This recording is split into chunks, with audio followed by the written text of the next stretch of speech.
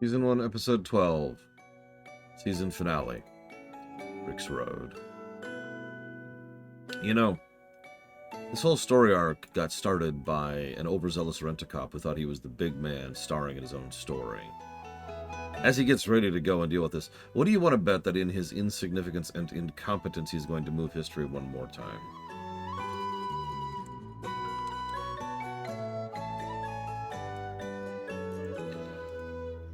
Paxson, there's so much cutting back and forth. The camera moves so much in this episode.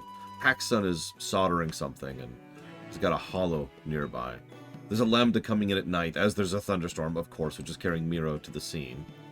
Bix is cowering on her cot while the camera watches. Do you notice the camera has an audible hum as it slowly turns towards her? Of course it does. They want you to know that they're looking at you. They can make that quiet. They can make that silent.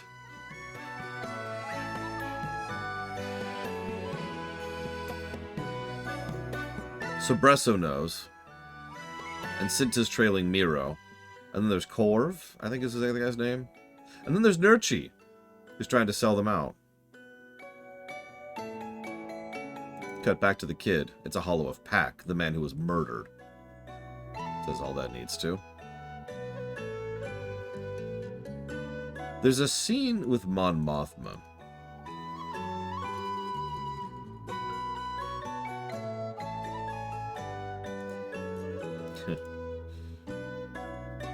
Mon Mothma pulls off the cufflinks, removes the collar, breathes. Yeah, Nurchi was actually paid, and then died. Getting ahead of myself. You're gambling again. You need to have a casino in your life, you go to Canto Blight and do what you need to do. Perrin denies it categorically.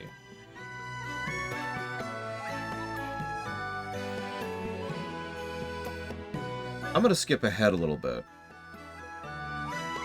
Later on, we find out that Blevin is the one who's in charge of the Mon Mothma case. And obviously she knows that she's being watched and spied on and blah, blah, blah. She even asks for privacy from her driver, who she knows is an ISB agent. And the first time I saw this scene, I thought it was odd, because Perrin so 100% denies culpability. He even flat out says, what about the driver? He can't hear us. So he's only pretending for Mothma and no one else. Why lie at that point? And that's the really sad part. I don't think he is lying. I think for once he really is actually innocent here. And this is just a way to try and deflect about the recent bank things. Blevin even says that outright. This could explain the recent bank inconsistencies. And they just move on. That is cold-blooded, Mothma.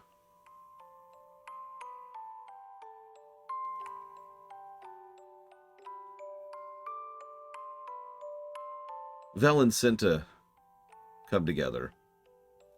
Yeah, it's only 400k. Ironically, that whole speech we gave for like 20 minutes about the nature of how much 400k is, that could be explained away by gambling. Especially a gambling problem. Yeah, Cinta's terrifying. Cinta's the kind of person that you don't want on your side, as absolutely horrifying as that sounds. Because if she thinks for any reason that it's beneficial to her cause to kill you, she will do so without hesitation and without remorse. She's definitely the Justice Lord to Vel's Cisco. And you notice that dynamic keeps showing up in this series. Cinta won't even look at her. Vel is just looking at her. Good asset? An asset like that is more risky and dangerous than worthwhile. You only use that if you need to, if you're desperate.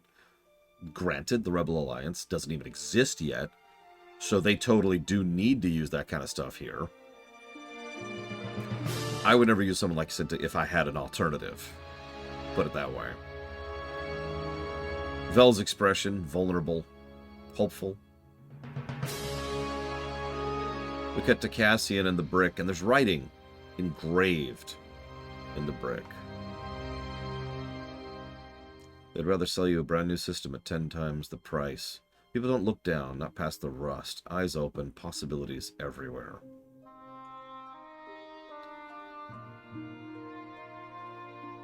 Cassian sees Pegla. Pegla literally hugs him. Full body hug. Did you catch that? Even knowing that he is on the run and at risk, and that there is a reward out for him. Everybody except for Chanti, or whatever stupid... I wrote down his name. Nurchi. Everyone except for Nurchi embraces Cassian instantly and without hesitation. Yeah, Pegla, he fought the last time they talked. Still embraces him, pulls him in.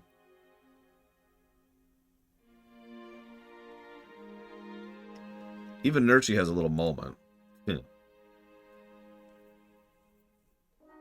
Where's Bix? Oh yeah, Cassian has been observing very quietly. And then we have a speech.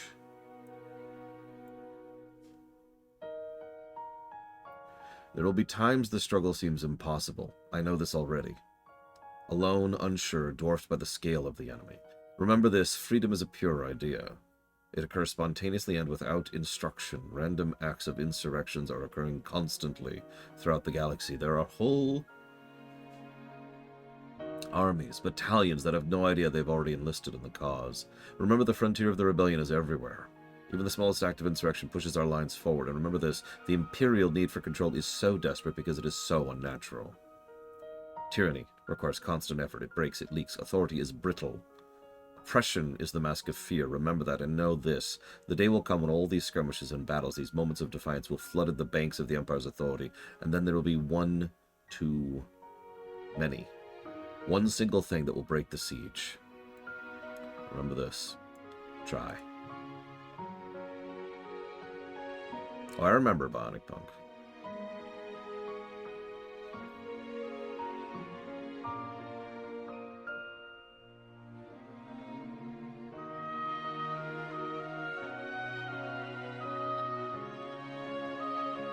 Yeah. Remember that the Galactic Empire couldn't even last 20 years. Really remember that. Because I'm going to bring that up in a minute when we talk about the sequel trilogy.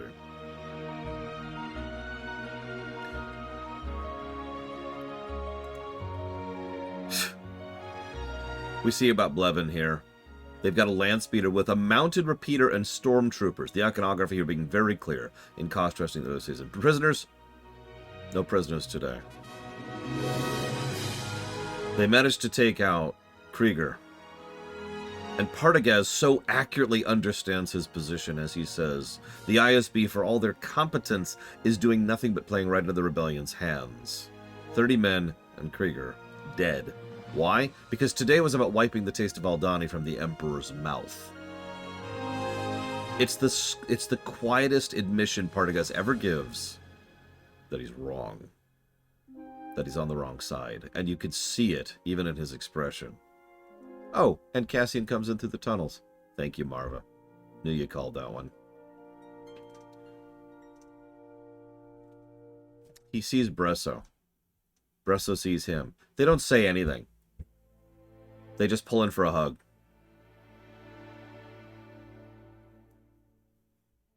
Just really, really tight. Long hug. Tight hug.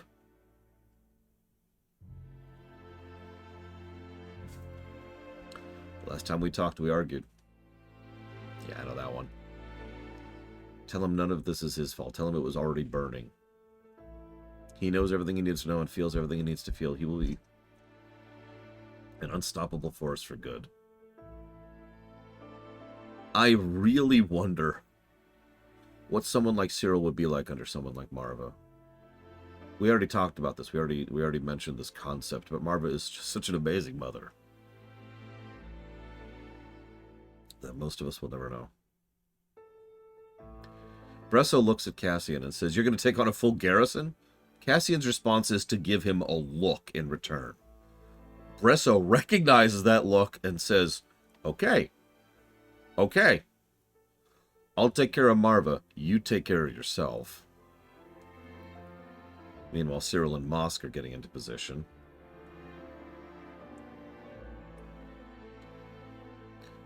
Do you notice the prefect likes to wear a cape?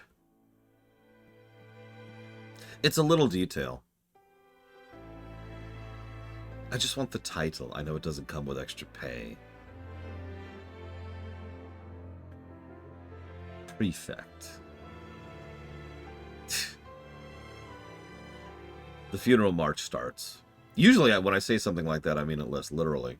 The prefect immediately sets up a show of force. Why? Sets up blockades and troop perimeters. Why? Cassian sees Luthen. Nurchi goes to sell him out. Yeah, called that.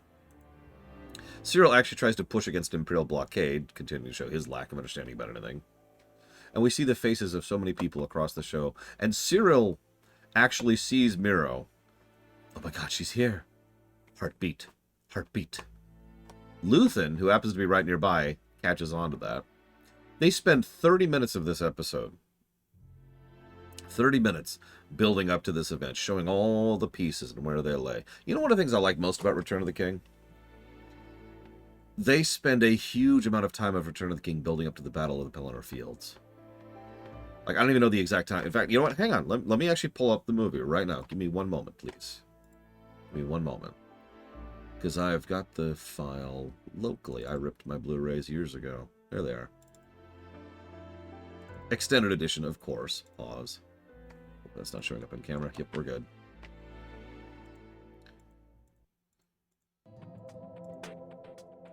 Yeah, the Battle of the Pelennor Fields doesn't start for 2 hours! That's a slight exaggeration. And when I say slight, hang on. We're going to get down to the second here. We're going to get precise. There, it's muted. There we go.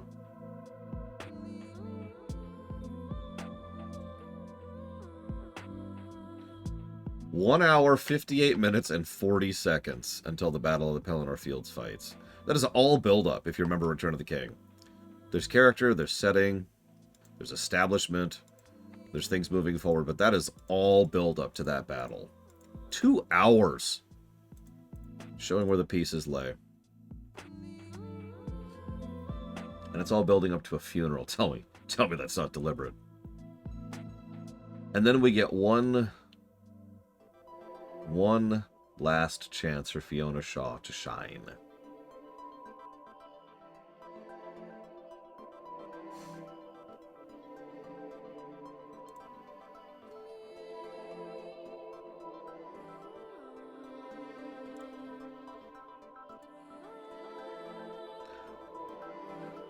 If you'll forgive me,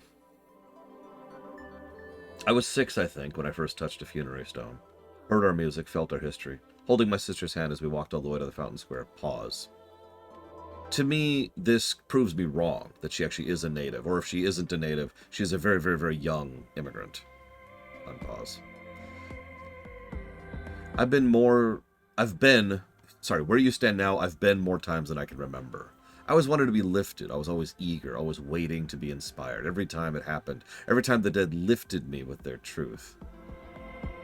Pause. What does she start with? This speech is incredibly well constructed. This is the kind of thing that would probably take me like 3 or 4 passes to really write. This is insane. She's starting with shared history and personal. Start a speech with something personal. It humanizes you. It brings things more into a more relatable sense of perspective. So the first thing she says, I was 6. First thing she says. You've probably actually heard of the cliche. Have you heard of the cliche? When I was a boy. The rest of the speech doesn't matter at that point because you started the speech with, I was a boy. Skip forward a little bit. And now I'm dead. I yearn to lift you. Not because I want to shine or even be remembered. It's because I want you to go on. I want Ferrix to continue. In my waning hours, that's what comforts me the most.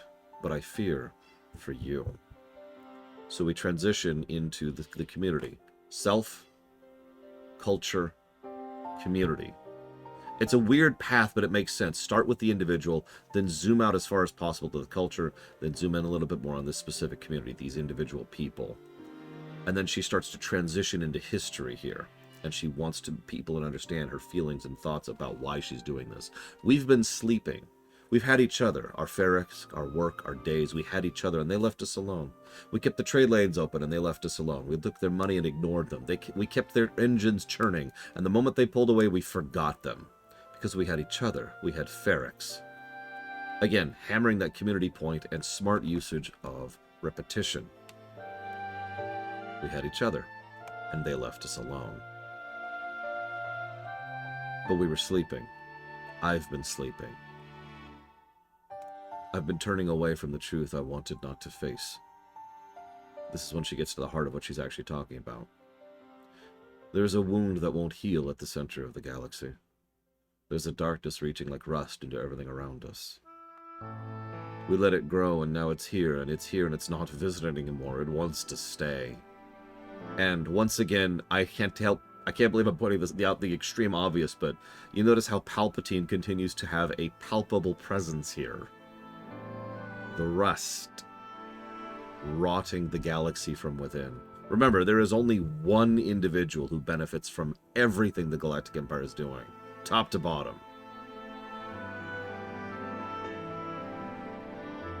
The Empire is a disease that thrives in darkness. It is never more alive than when we are asleep. It's easy for the dead to tell you to fight, and maybe it's true. Maybe fighting is useless. Perhaps it's too late. But I'll tell you this, if I could do it again, I'd wake up early and be fighting these bastards. From the start. And the prefect rushes forward to throw his goddamn cape over the hollow thing. As she's saying, fight the Empire. I'm sorry, let me say that one more time. An Imperial official is literally trying to censor a woman saying, fight the Empire. As part of her funeral speech.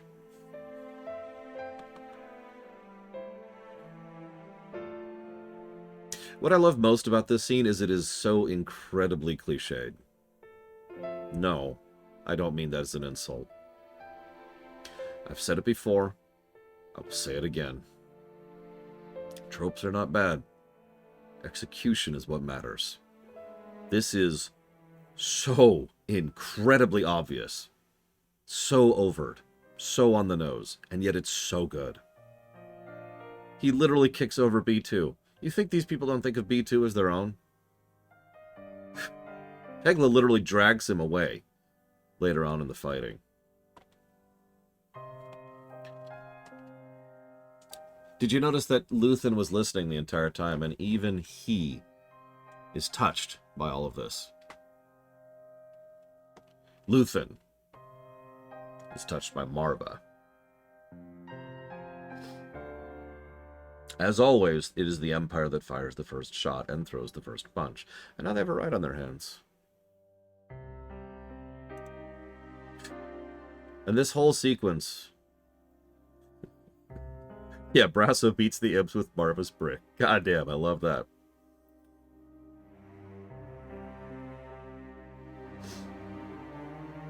This is ugly and dirty and filled with pain and death, as it should be. Zanwen actually dies trying to save some old woman from a stormtrooper. Cinta kills Corv, excuse me, I don't know why I added Corvo there. Too much Tor, I suppose. B2 is dragged away. Nurchi's dead, probably. Got a lot of glass to the face. Bix is broken. Oh, Cyril's reaction to the speech is obvious. It was such a confirmation to him of how lost and terrible these poor people were. How much they just don't understand.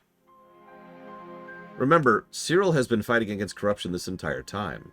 He's just been fighting for the other side against corruption. Remember that Cyril is not in favor of corruption, because corruption and evil are usually synonymous, but they actually aren't. Corruption just means, you know, taking a bribe. Or promoting your favorite nephew to something, or whatever, right? Cyril has been fighting against corruption this whole time. That was what started this whole arc. It is actually very corrupt for a chief to say, yeah, no, don't actually file this thing. No, Cyril is a believer in the cause. He is a believer in the concept. He's a diseased and deranged individual, and it is a damn shame that he didn't die.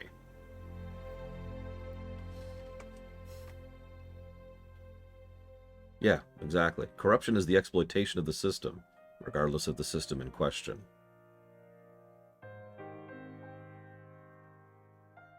Oh no, I noticed that Luthen was very moved by this. Luthen has been on a bit of an arc this entire time, too. Bell guy, like, this whole thing is wonderful. Mira has no idea how to deal with a combat situation. Of course she doesn't. She's a supervisor who comes from enforcement. Do you think enforcement has any way to deal with something when they don't have total control of the situation? Did you also notice the other interesting thing there? Cyril was actually really good in combat. In fact, that's the second time that's been true. He's a terrible inspector. He's a moron who has no idea what he's doing. Can't deduce worth jack. Can't lead worth jack. No charisma. No intellect. But several times now, he's proven he'd be a really good trooper. Or bodyguard. Food for thought. There's this horrible thing. Cyril saves her life. Ugh. I should say thank you. You don't have to. It's wonderful how creepy this scene is. How extraordinarily creepy it is. I honestly thought he was going to go for the kiss, and then she was going to kill him. Like, I thought that's where the scene was going. It's so romantic. It is exactly the kind of scene that Cyril has imagined in his head 1,000 times. And then their scene, that's it. That's the end of their character arc. Oh my god, I can't believe they ended it there. Granted, I know that originally they were thinking about 7 seasons for this show. I am aware of that. So, obviously not what they're doing now. They're doing season 2, and then that's it. Season 2 will lead directly into Rogue One.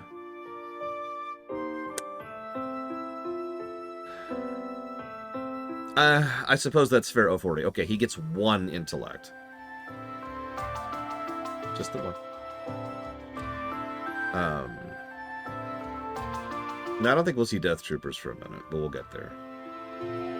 Cassian gets most of them away. And you notice Cassian just straight up gives orders very effectively, with confidence and with trust. You'll also notice that we just saw the creation of another rebel cell.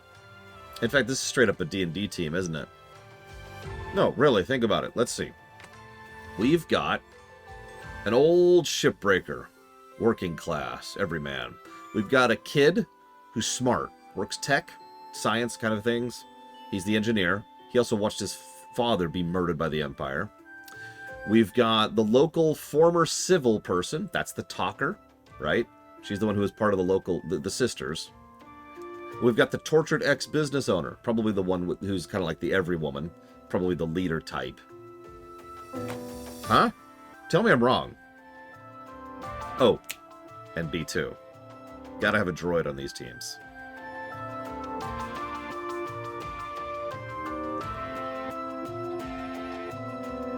They've also got underground connections.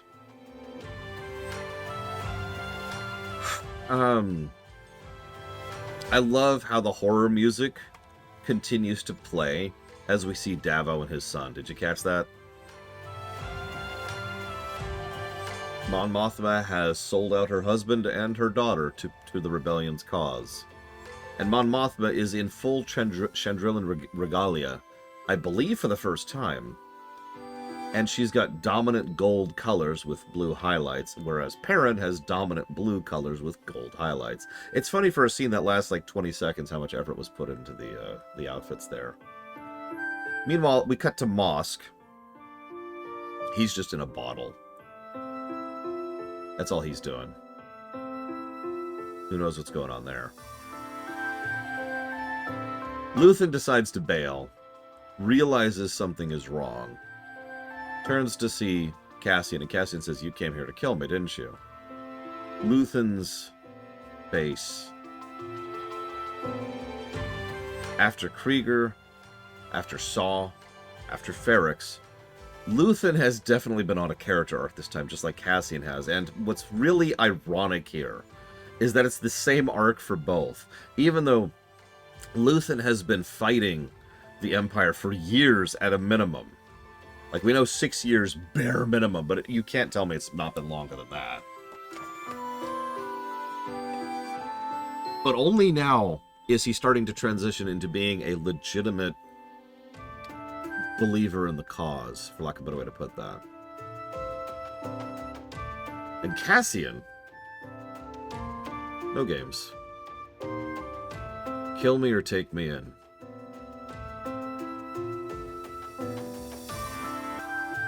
And yeah, it's the first time Luthen really actually smiles in the entire show. Up to credits.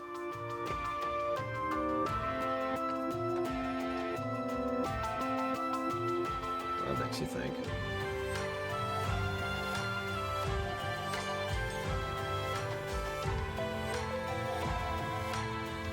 Yeah, Luthen was happy to have the option. You remember when he pushed the option onto Saw earlier? He doesn't want to do this nonsense.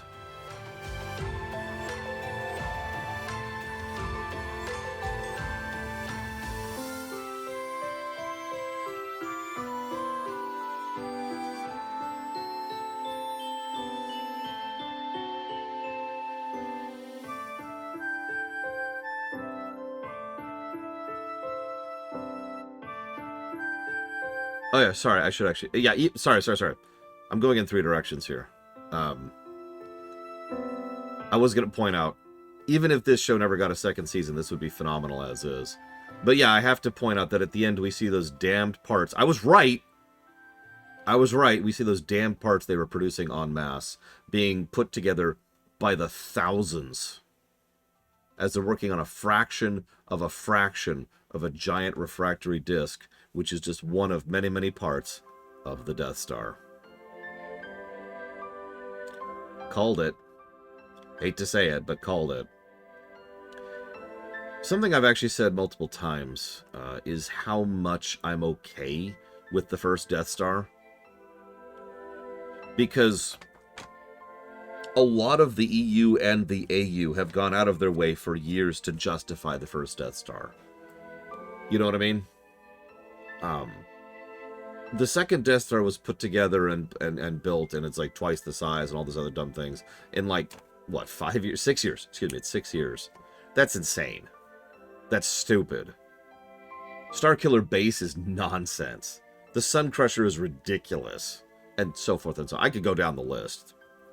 Most of the super weapons in the Star Wars franchise are just stupid. But the Death Star they earned. The Death Star was in construction for a very, very, very long time. Involved in scale and scope on a level that's absolutely insane to be considered. And in secret. In the EU, it was being built using prison labor. Hey, does that sound familiar? Over the planet Despire. In the AU, I think they predominantly did it over Geonosia. And then wiped out all the Geonosians just to keep it quiet. The Death Star worked for me because they do this kind of thing, like Andor itself has done. Andor spent a lot of time and effort establishing just how many people from how many places, from how many locations are building pieces that are then being put into the construction of the Death Star.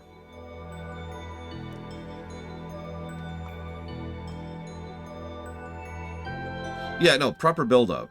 If you're going... I've said this before and I'll say this again.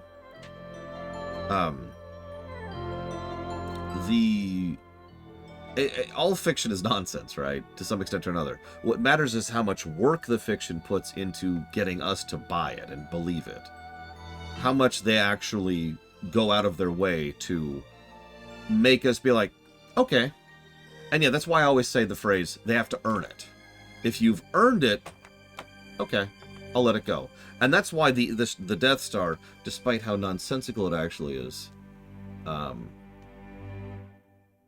I will probably include the Death Star in our wars, even though it is insane from every perspective. But it has to be there, right?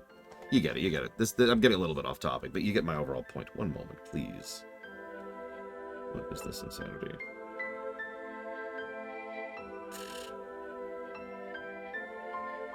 Spam. Yeah, no, it's insane by design.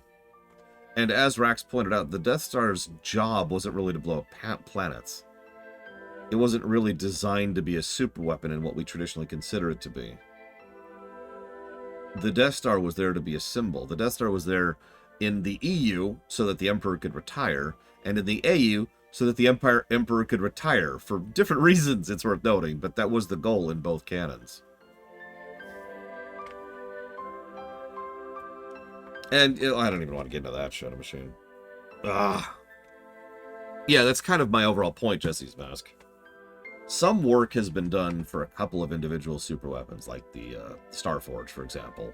I'm kind of with the Starforge. You know, Force Tech, built by an ancient empire over a colossal amount of years, actually ended up destroying that very empire, you know. And yeah, even Starkiller Base had something, although I'm still not with that. You're never going to get me to buy Starkiller Base. But at least they bothered a little bit. The Death Star 2 is just, yeah, we've built a second one that's bigger. Huh? Why? Well, it's a sequel. You have to do bigger.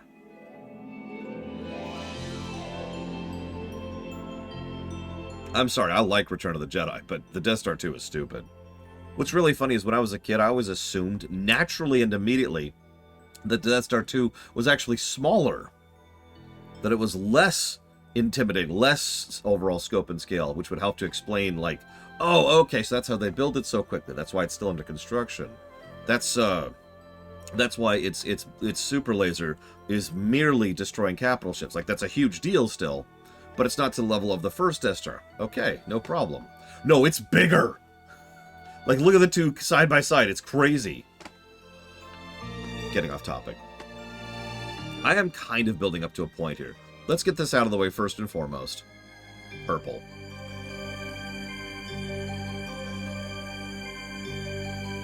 Nothing else to add to that. That also means we can give our final rating. 86%. That's insane. That's insane. 4 reds, 7 purples. A total score of 62 out of 72. Which is an 86% ratio. That is actually crazy. I'm not sure I've ever seen a show manage that kind of a ratio. Now, granted, we got Season 2 to completely ruin that. Yeah, I know, right, Adam Ciuta? The Death Star 2 is crazy. Did I miss one? So, 8, 9, 10, 11. You're right, I did miss one. Hang on. 1, 2, 3, 4. So this should actually be 8. I'm sorry, that's actually 94%. Which is actually even crazier. Like, that's... So that makes the score actually 68. So let's look at the guessing sheet really quick. Who got closest to 68 here? Bionic Punk guessed 68 on the dot. Yeah, this isn't Star Wars, by the way.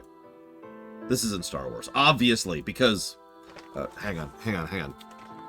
Give me a second here.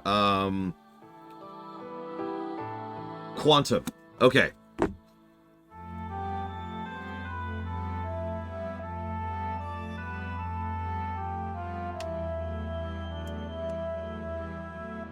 I'm seeing if anybody else guessed. Several people guessed 67. Looks like Shadow Machine also guessed 68.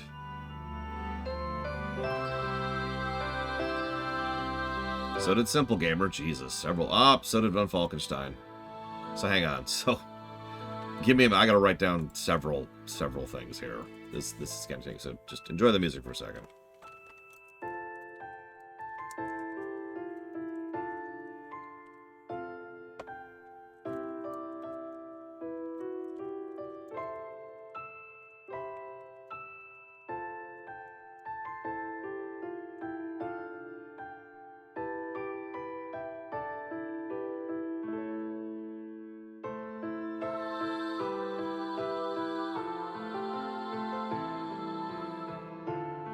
Hey, I'd like to think I do some decent stuff with Star Wars. I know, I'm not a YouTuber.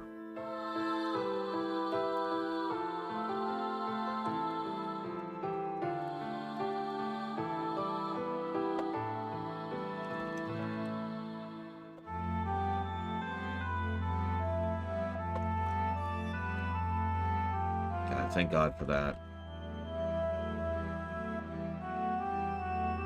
Oh, it's absolutely definitely best. I hate to say I told you so, But I freaking called it on YouTube years and years ago. Do you remember how long ago I transitioned to start being a streamer? I was a little off on my timeline, but I was 100% correct about where YouTube was going. I'm glad I got in. I'm glad I got out that early.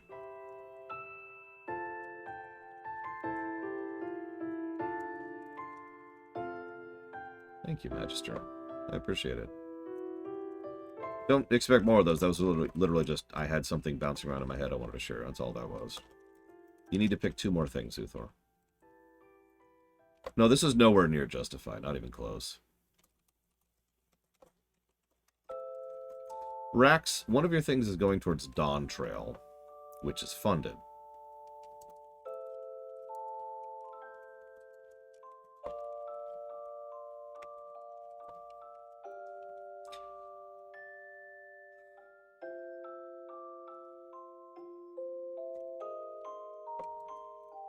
Please remember to keep what you're putting it towards thing up to date, especially as things get funded. That's for everyone, because you're not the only person like that, Rex. Yeah, Dawn Trail is long since funded.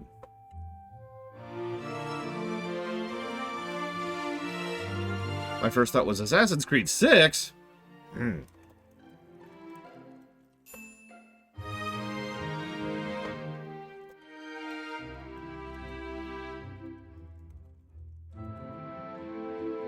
Alright. Jesus, that was a lot. There's a lot of people who won that. I guess that's going to happen when the possible score is much more... Or, excuse me, a much less gradient. Make sure to get your guesses in for The Mandalorian. Remember, we're covering Season 1 and 2. Deus Ex Human Revolution and Jedi Fallen Order. We got it. No, tomorrow is Arcane. Mandalorian will be back with on Sunday.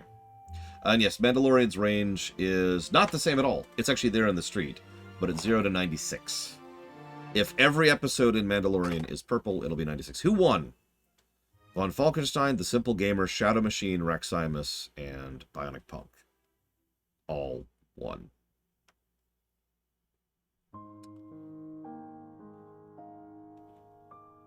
So let's talk about the sequel trilogy. I swear this is related to Andor. In fact, it is specifically Andor that made me think about this.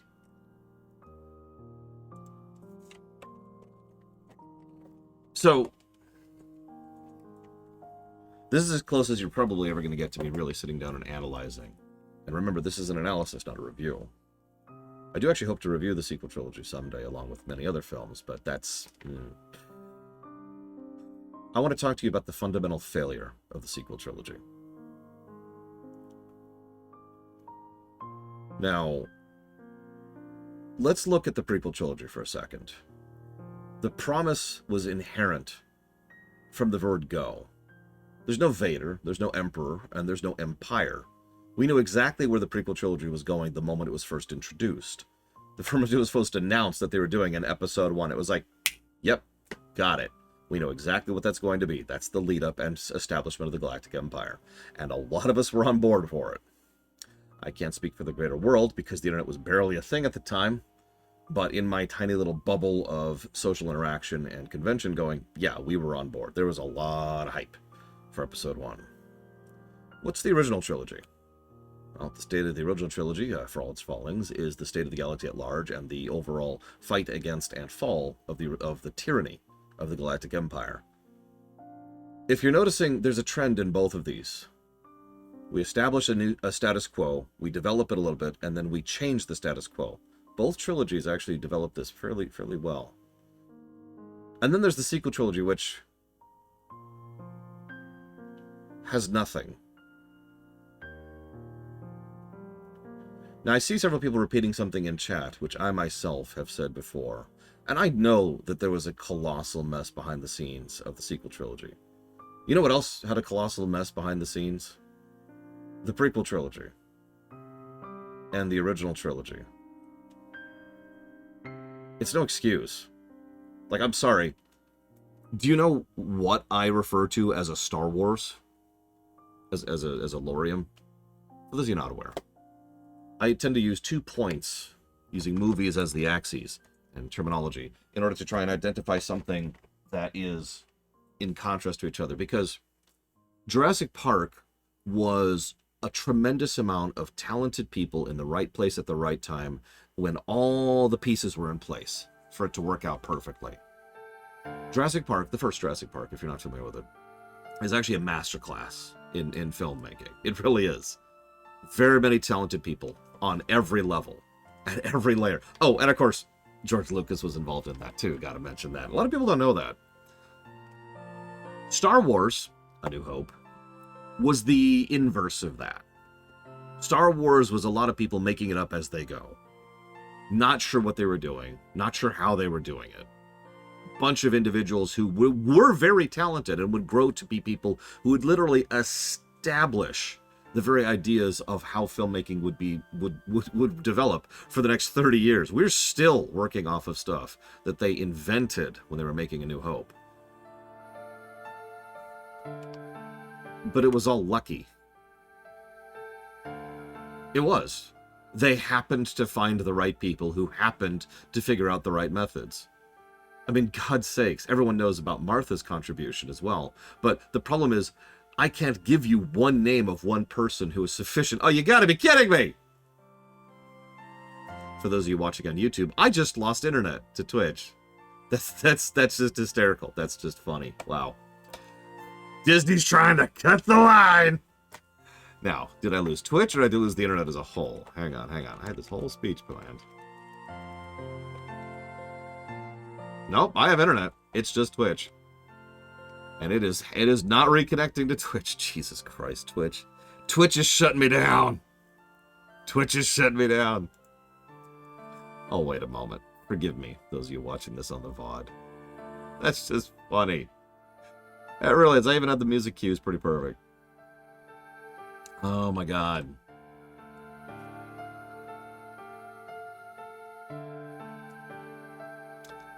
Are we back, Comcast? Could we have functional internet in the United States? Is that something we can talk about now? Is that something we can have? No, I need to move to Portugal to have functional internet.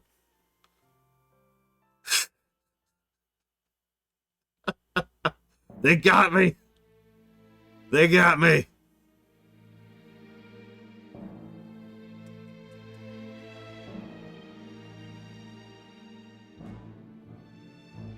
I've lost my place now. What the hell was I talking about? Star Wars was lucky. Star Wars was a mess. Even just the first film was a mess. Oh my God, I just lost. Oh no, we're blipping now. Oh, look at that. Look at that. We're blipping.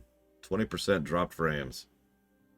Look at that nonsense. Come on, Twitch. Stop twitching on me for 5 seconds.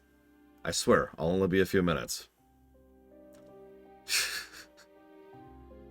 It's okay, I had to fight off the Disney SWAT team with my bare hands.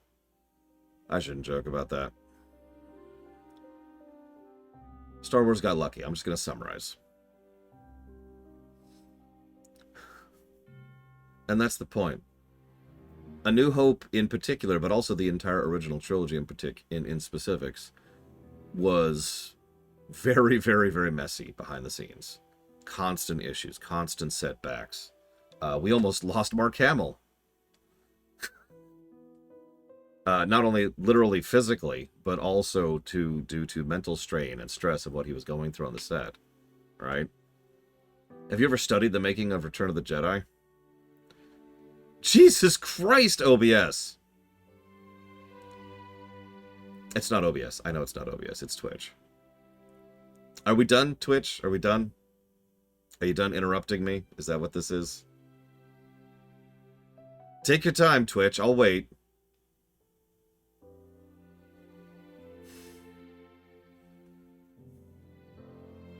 I'm patient. I've been waiting 28 years already. I can wait a few more.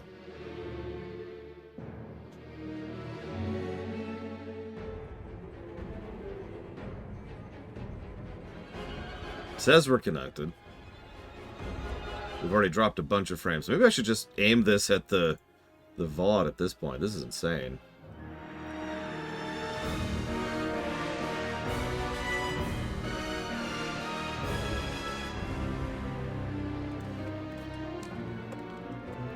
I still don't even have chat.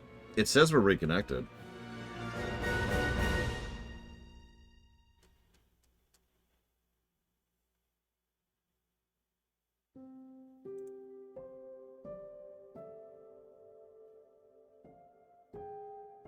I can't even pull up the Twitch health thing right now. This is insane.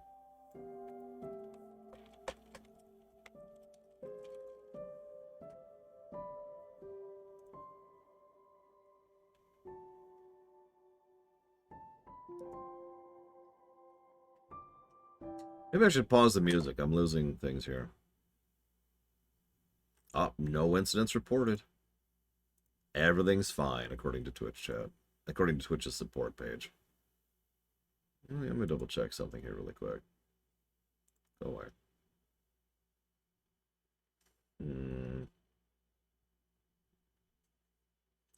Looks like they have been having issues with the Apple TV Plus promotion. That counts, right? That could be it. That could totally be causing things.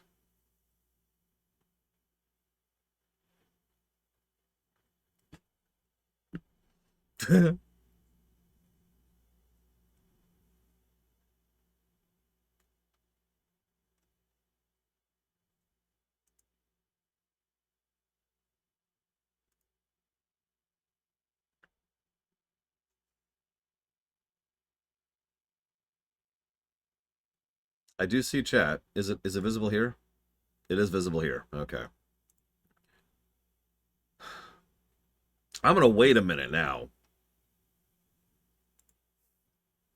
Give it a chance to. Wait. Trans rights are human rights?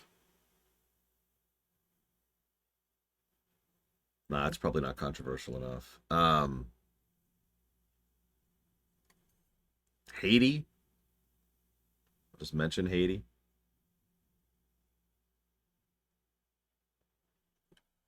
Anything?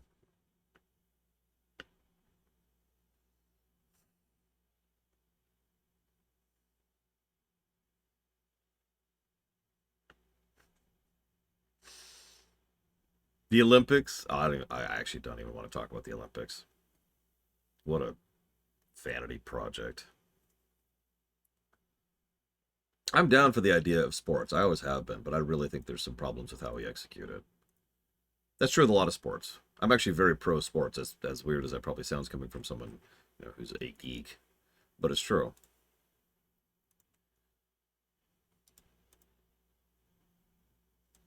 Yeah, sports are great.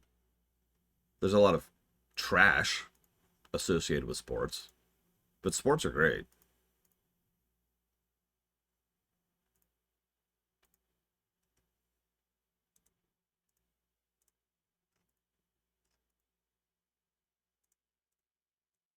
We don't seem to be dropping any more frames. May I continue, Twitch? Nope, I may not. Immediate interruption. Well,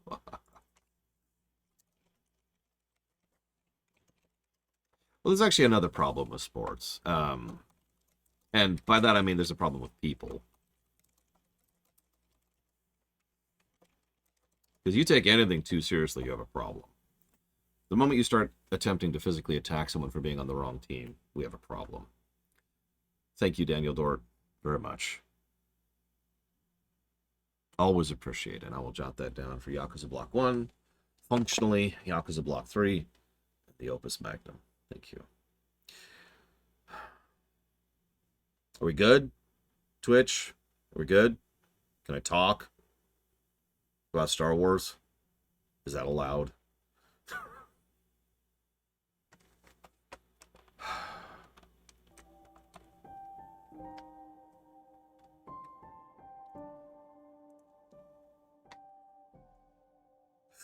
Don't make me quote Tim Russ here. Reximus.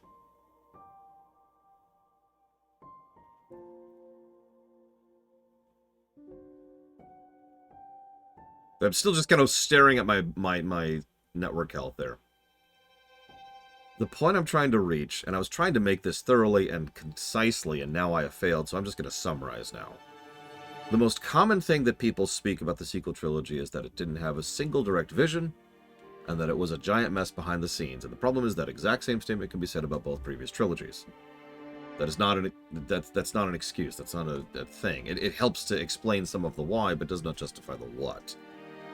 It is just another thing, right? I will say at least The Last Jedi tried something. I personally think it failed miserably in the execution side of things, but at least The Last Jedi had an interesting core, which was then thoughtlessly and carelessly tossed aside as if it never was. And that is the common refrain we've all had, that they never had clear direction. And they didn't. Constant changing plans and changing directors and changing writers and changing editors and a constant shift in creative thinking is what the original trilogy went through. You remember when, you know, the big reveal in Empire was a massive retcon? Because I do. You remember when almost every single plot point of Return of the Jedi was a massive retcon? Because I do. I'm sorry, Luke and Leia weren't even siblings until Return of the Jedi.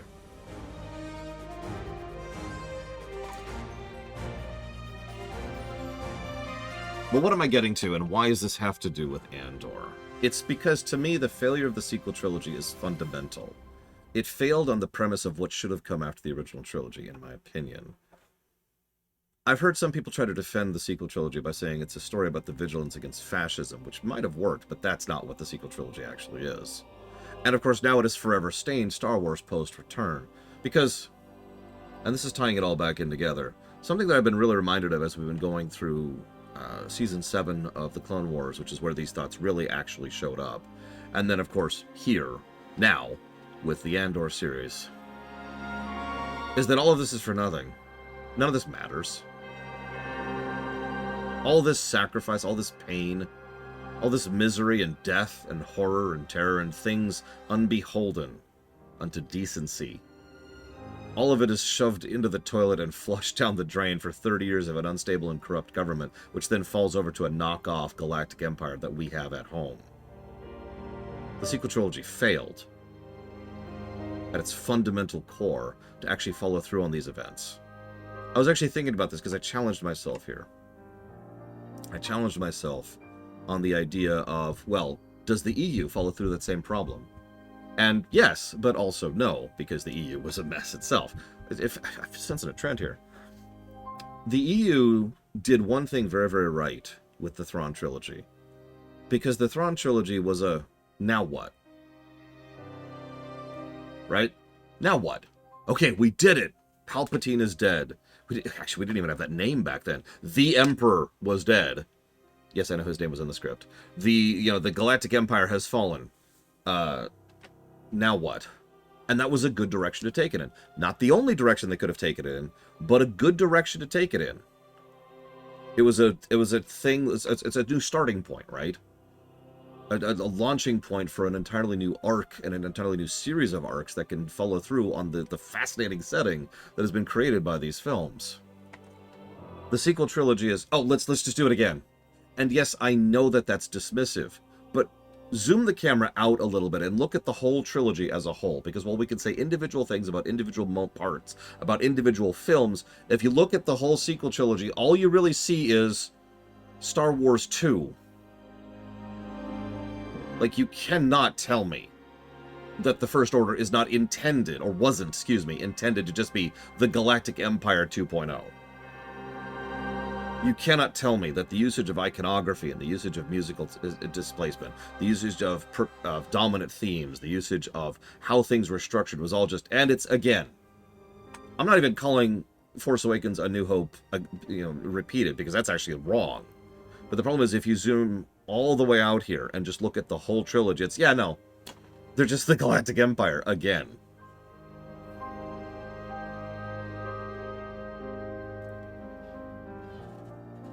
What was the point of that?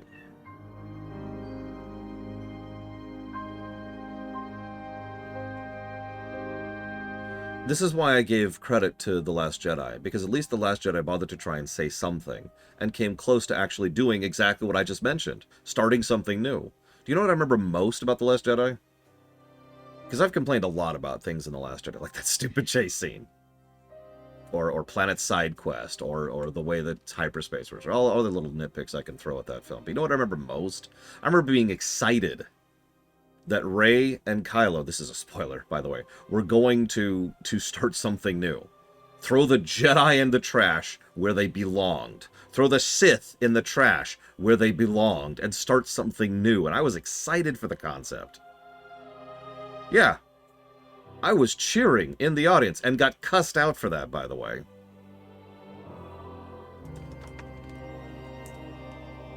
That's not what we got. Because then episode 9 showed up. Yeah, really, that's a real story. I actually got cussed out. That was, I've said this before, it was the worst audience I've ever had at a film screening.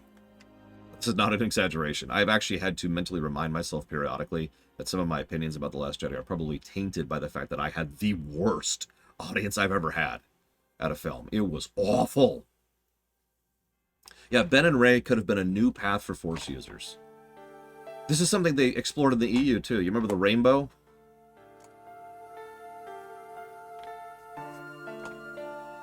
I don't want to go down the list, if that's okay, Act.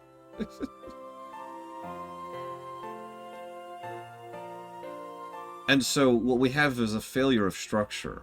A fundamental failure of structure. To such an extent that it actually has stained the entire franchise for me. To the point where, and this is true, in my head, Star Wars ends at Return of the Jedi right now.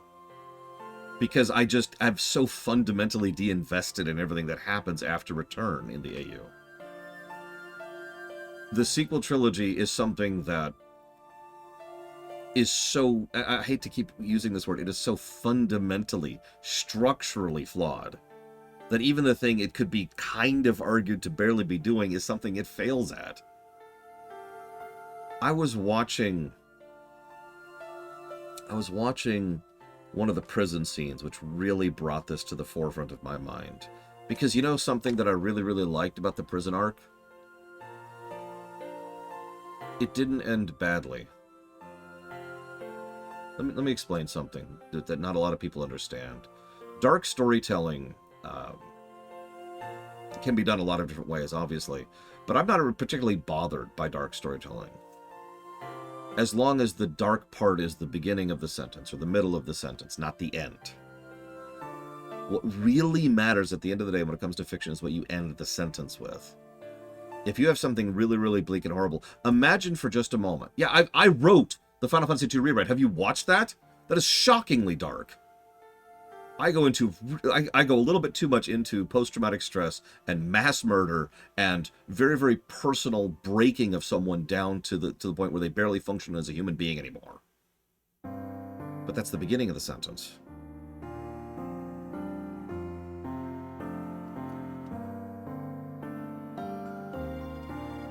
You get it, Ross. Because this is just... Imagine, it's so easy to get across. Imagine for a moment, you remember the one episode, I think it's actually the first episode of the prison arc, Narkina 5, where, you know, they're going through this thing, and, you know, Bix is being taken off to be tortured, and then we cut to Cassian, who's like huddled in his cell, and then the camera pans up, and it's been 30 days, and it just cuts to him dealing with the everyday life of being in the prison. And imagine if the show stopped right there. And pretend for a moment that Rogue One doesn't exist. Imagine if that was the end. Bix is taken off to be tortured. Cassian is in prison for the rest of his life. The end. That's not dark, that's bleak. And every time I see a work... Because fiction likes to pull this particular trick a lot, actually. Every time I look at something that does that, I just think, what's the point of that? And I know, that's personal opinion, and I'm not trying to be judgmental. But for me, I look at that and I say, I don't even want to deal with that. I don't want to engage in that. That's awful. Get that off my screen. And yes, I know the sequel trilogy doesn't exactly end on a bad note, But at the same time, the sequel trilogy itself is the end of the sentence for the entire franchise, in many ways, at least in the AU. And you see the problem here. You see why I have had so much difficulty accepting the sequel trilogy as even existing, because I want it off the camera. I don't want that here. I don't want that to be part of this fiction. Yeah, it ends on Palpatine coming back. Once. Who's to say he can't do that again, and again, and again? There's a lot of, at the end of the sequel trilogy, that I honestly think that the people who made Episode 9 didn't even think about. Didn't even process the implications of what they were saying.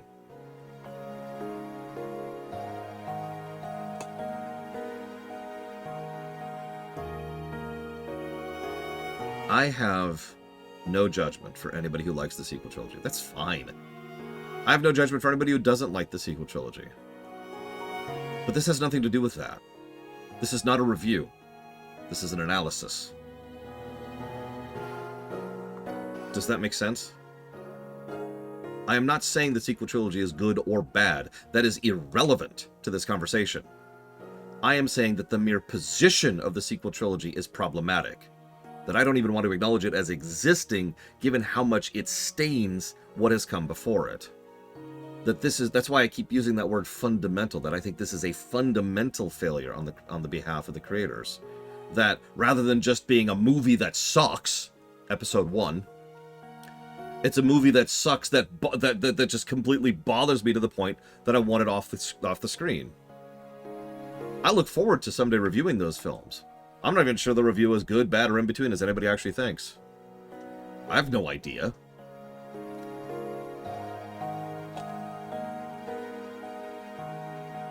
But yeah, roots. Fiction has this weird tendency to demand that they acknowledge some of their mistakes. I've never quite understood that, if I might be so bold. I know that retcons have put a bad taste in people's mouths, and I know that people don't like getting into retconning. But that's because those people are goddamn cowards, to be blunt. Any creative type or managerial type needs to know that needs to be cut off. Now, I'm not even saying necessarily the sequel trilogy has to be, but they have to be willing to have the conversation. They have to be willing to have the meeting, sit down and say, should we cut that off? They did that with the EU. They had that conversation and they made that call. I think they bumbled that call pretty hard, if I'm being blunt. But I do think it was a conversation worth happening. And I've said it before and I'll say it again. The EU cutoff was the correct call, they just did it the wrong way. The execution was wrong.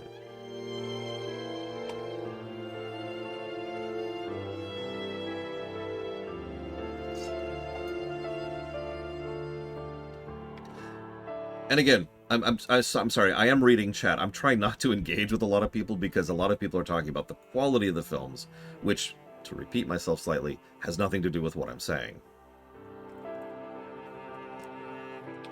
Again, no offense. That is a detached thing.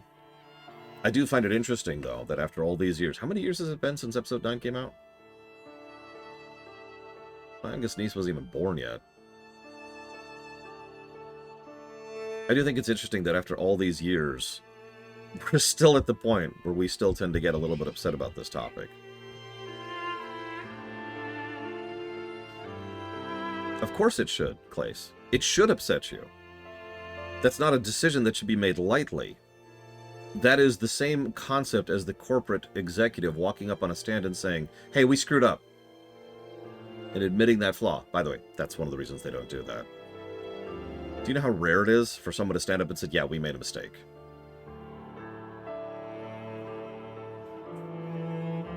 No, I haven't heard about that Bionic Punk, which is amusing. It is extraordinarily rare that people, executive types, will be willing to do that. It has happened. Like, on such a small number of times that I'm struggling to think past 5 examples of that.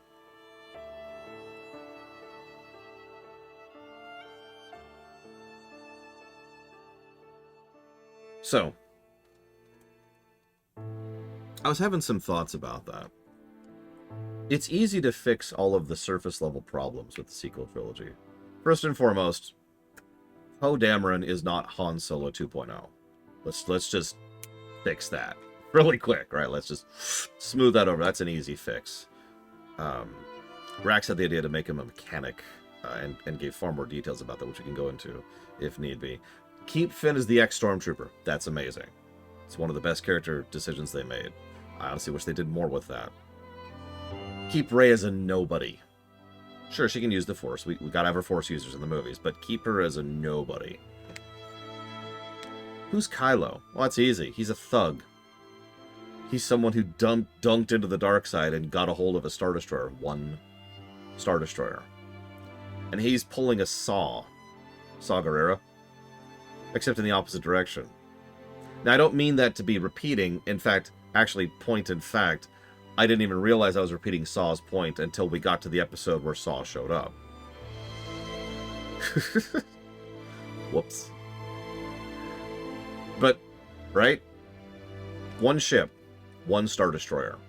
And you're probably thinking, that's pathetic and terrible and insignificant compared to the might of the Republic. How can I possibly even feel that there's a threat from a Star Destroyer under command of a dark side Force user?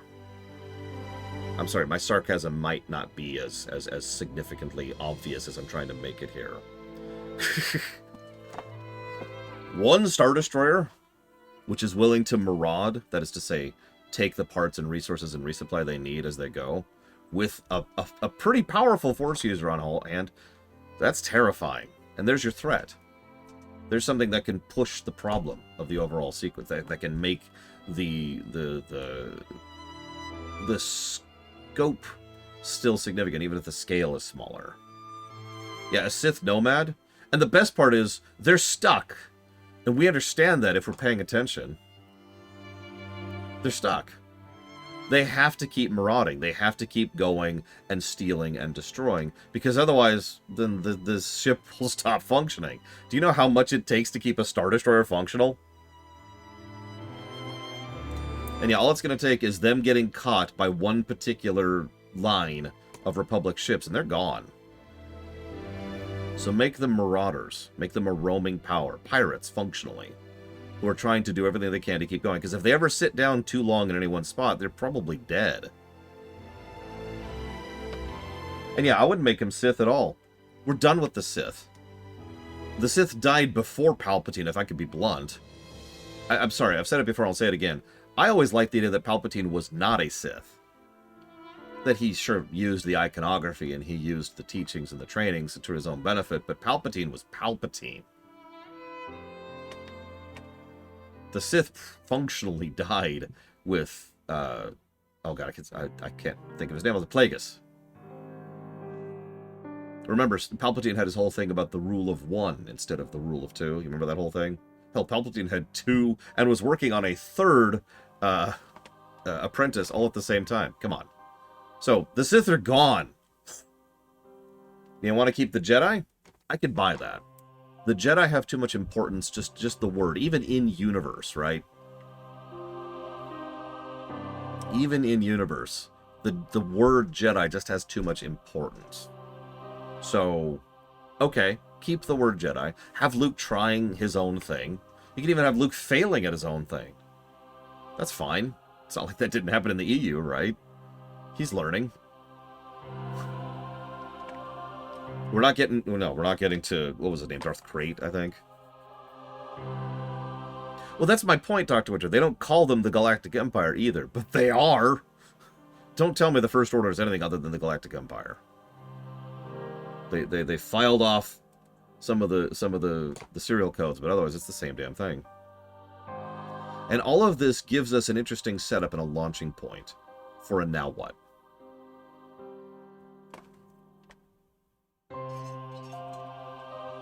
Now, I'm going to be honest with you. I decided to stop thinking about this at this point. I made a deliberate choice to not write past that point.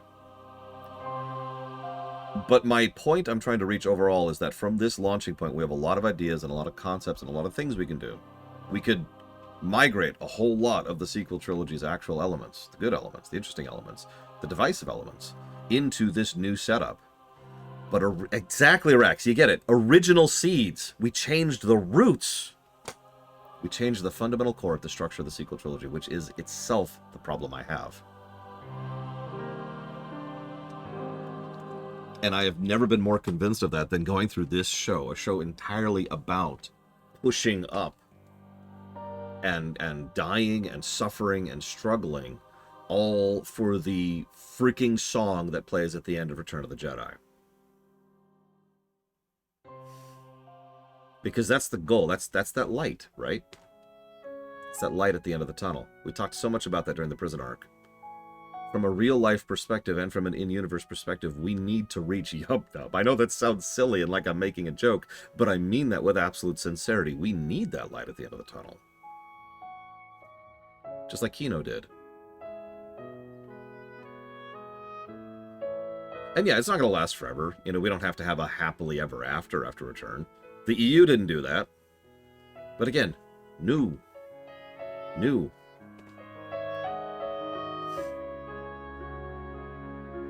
I will admit, someone asked me a question earlier, and I wasn't ignoring you. Well, then it'll be over quickly, Mike Kimono. Someone asked me if I was in charge, like truly in charge, what would I do in this situation? And I have to admit, that's a damn good question. Because remaking the sequel trilogy at this point is almost a failed idea. You know what I mean? Like, there's just... It would cost so much, and it would take so much effort, and no matter what you put out, it will be contentious. That water, that well has been poisoned. I'm sorry. That's it. That well has been poisoned, and there's no going back to it. So what I would do is I would just kind of lock down that era. Right about between the end of Return and then like a couple years after, maybe like 5, maybe like 10 years after, and just lock down that portion of Star Wars and walk away from it. And then do other stuff. And I know that Star Wars has been doing this. I know the High Republic series exists. I know that they've been playing around with things set in other eras. I mean, Acolyte is set during the era of the High Republic, for example, if I'm remembering correctly. I know that Mandalorian's doing its own thing in the post-Return era. Pre-sequel, post-Return. I think that we've got that... What's that other show that's coming out? I can't actually remember what it's called. Can we ever move forward? So, Skeleton Crew. That's the one. Thank you. Skeleton Crew. I knew there's another one. Which is also post. I knew that was post. Yeah, it's one of the original reasons we went into 4,000 years ago is to avoid all this nonsense. So Lunareth asks a good question. It's all going back. Can we never move forward? The only way to move forward is to do a time skip at this point. And I mean that with absolute sincerity. We would have to scooch the timeline forward sufficient to enter an entirely new era. We would I mean, post-Return, pre-sequel is still kind of fair game for many reasons, but no, let's just go chakunk. And now the original trilogy, you know, the events of the Galactic Civil War, that's history now. Nobody's lived that. Nobody was alive during that. We don't have to go 10,000 years, but we have to go forwards enough so that that is now something that people reads about in books. Then we make something new. Then we start something new. And we can do whatever we want to at that point. Like, that's blank sheet of paper, right? Well, I think that is exactly what they're doing with Mass Effect 4 Bionic. And honestly, probably for the exact same reason. Nothing I'm saying here is particularly creative. A lot of this is just good management.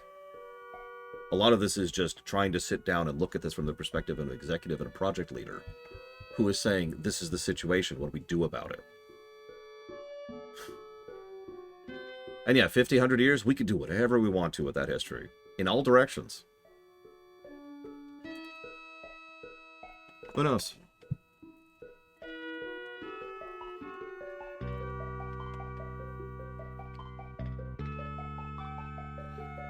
I didn't want to talk about it, but someone actually mentioned this very accurately earlier. The final point I will make is that Andor is very Chrono Trigger to me, which is exactly why Chrono Cross cannot exist for me. I can't acknowledge it as existing, because it does so much to spit in the very face of what happened in Chrono Trigger. And I think that's what I have to say about the sequel trilogy from an analytical perspective. I hope this is worth the double internet loss. Thanks, Twitch. Because that's probably the most analysis you're ever going to get out of me for the sequel trilogy. Like I said, I do hope to review them someday, but that's different. I can give you a prediction right now. I think Force Awakens will score reasonably well on the gameplay axis and pretty badly on the story axis. I think that The Last Jedi is something I can't even predict. Although The Last Jedi will almost assuredly score worse on the gameplay axis. There's a lot of execution issues there. And I think Rise of Skywalker will score actually very high on the gameplay axis and legendarily low on the story axis. And there you go. That's my overall thought on that right there.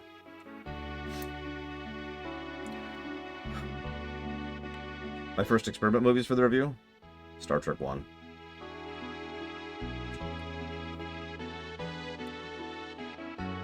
Either that or Episode 1 from Star Wars. One of those two. Like bottom of the barrel. Rise of Skywalker story is so bad. It's so bad. It's one of those wonderfully bad things where I can't summarize how bad it is. I can give you a list, a sheet. Say this is how bad it is. ... Yeah, exactly, Fife. The gameplay is more about execution when it comes to non-interactive media. So, you know, it's set design, visual usage of the camera, visual effects, energy in a scene, you know, making a scene interesting or exciting or whatever, you know, the kind of stuff. It's actually really easy to explain because all you have to do is think about a film like, say, maybe the Fast and the Furious series. Those are films that would be high gameplay, low story. By contrast, a lot of older films, going back to like the 70s and the 80s, would be films that would have low gameplay but high story. Stuff like that, right? You get the idea. It's pretty easy to explain if you just think about it that way. The lightsaber fights. Oh my god. The Holdo maneuver. Would that be a gameplay or story negative? I'm gonna go with yes on that one. No joke intended. I'm gonna go with yes on that. Yeah, Jurassic Park, high gameplay, high story.